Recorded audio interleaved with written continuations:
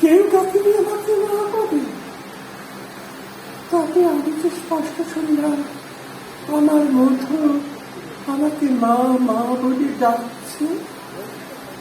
দরজায় দাঁড়িয়ে আছে, তুমি ওকে ডাকো। লক্ষ্মীকে তোমার দুটো পায়ে পাচ্ছি আমি, তুমি ওকে।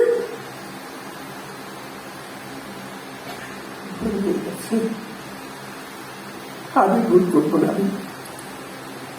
কিন্তু জানো ওই মধু এসে যখন আমার জীবন মধুময় করে দিল, তখন আকাশের মধু, আলোতে মধু, আধারের মধু, তারায় মধু, চাঁদেও মধু, সেই একটা মধুকে করে নিয়ে চাঁদের আলোতে বসে বসে আমি গান গেয়ে গিয়ে ঘুম পাড়াতাম।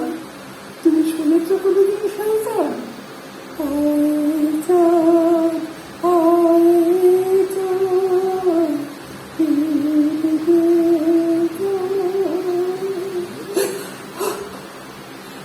আমার চাঁদের কোলে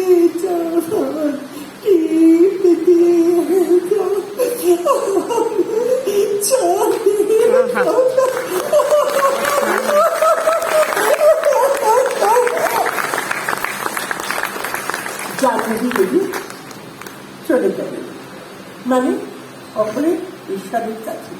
এই অভিনয় দেখে উত্তম কুমার বাহাদার উনি দেখতে পাঠিয়েছিলেন তার অ্যাসিস্ট্যান্টকে দিয়ে যে ওই ভদ্রমহিলাকে ডেকে নিয়েছ। আমি যে পুরুষ নারী চরিত্রে অভিনয় করছি, কিন্তু ইম্পারসনেটর, সেটা উনি বুঝতে পারেননি। আমি তখন ব্যবসা করি, এখনকার মতন এরকম বড় করে যায়নি। তা উনি বলছেন আমাকে দেখে, না না এই না, ওই মেয়েটিকে বাবুলতা মিনি, উনি কেটে খায়। কিন্তু তুমি বিয়ে করেছো? এই উত্তমবাবুর প্রথম প্রশ্ন। না, বিয়ে কবে দিচ্ছেন কেন? আমাদের কাজগুলি বিয়ে করলে হয় না কেন? আমাদের ষষ্ঠী টু দশমীর বাইরে থাকতে হয় 8 মাস। তাহলে তুমি মেয়ে ছিল, পুরুষ হলো, অপুরুষ আর মেয়েও না, তুমি বিয়ে করেছো? না। তবে বিয়ে করেনি, মা ন বাবা।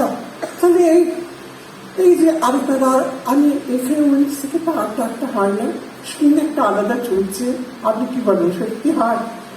বলে না, হয় না। কিন্তু ওই নারী ছেড়া আপনার চিৎকারে কান্নায় ভেঙে পড়ে। আমি দাদা, আমি আমার মায়ের মুখে শুনেছিলাম আমি যা নই তাই হয়ে আমাকে অভিনয় করতে হবে। আমি পুরুষ, নারী চরিত্রে অভিনয় করছি। আমি মা নই, বাবা নই, কিন্তু মায়ের চরিত্রে অভিনয় করছি। সেটি তো অভিনয়। যে অভিনয় দেখে আপনার ভালো লেগেছে। উনি বলছেন কি নেবে তুমি বলো? আমি কিছু নেব না, আপনার পায়ে তুলে দিন, আশীর্বাদ করুন যেন আরো ভালো অভিনয় করতে পারি আমি। এই আমার উত্তম বাবুর সঙ্গে জীবনে অনেক অনেক পুরস্কার পেয়েছি আমি, প্রচুর। নাম করে আমার নিজের প্রচার করতে চাই না, কিন্তু এই যে উত্তম বাবু সেইটি বুকে জড়িয়ে ধরে আশীর্বাদ করাই আমি করব না। আমার নিজের সেলফি লেখা আছে, এই সেলফি কোনোদিন ডিলিট হবে না, হবে না, হবে না।